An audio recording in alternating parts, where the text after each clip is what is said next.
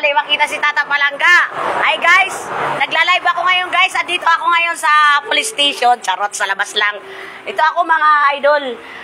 Sa katagal-tagal, ngayon ako nagla-live kasi natatakot ako sa mukha ko pag nakikita ako sa social media. Para joke. Oy mga idol, andito ngayon ako sa kaibigan ko. So, gwapong followers si Ermondo, mag-asawa ini, mag-asawa. Hindi pala binata. Mag-asawa, buntis na nga asawa eh. Ay, Menche, ayun ka na. Ayan mga idol, ang laki ng ano nila dito. So hanap buhay nila dito sa harap ng school. Dito sa Malilipot.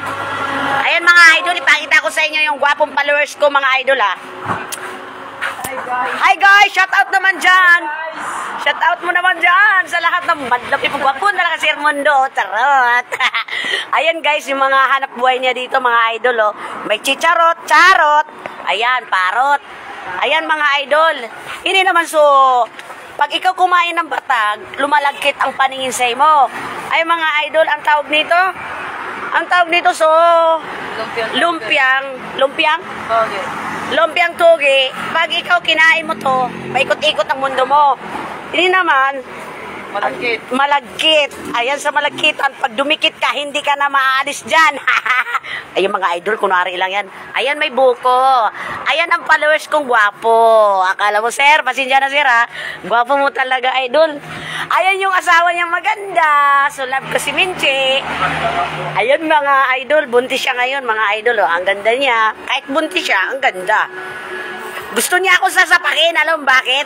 Naiinis siya sa mukha ko. I love you, Minchi. Ayun, mga idol.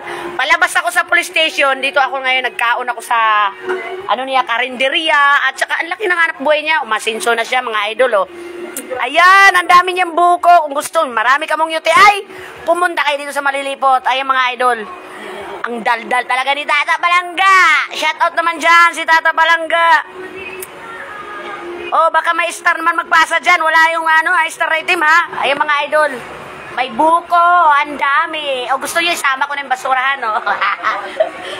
Ayun mga idol. Ayun mga idol, oh. Ayun si Minchi. Masipag talaga na ina-ini. Ayun mga idol. Yung hanap buhay niya. Ang ganda, di ba? Shout out mo naman dyan. Kung sinong gustong bumili ng banana Q. Hey guys, banana Q. Ayun mga idol.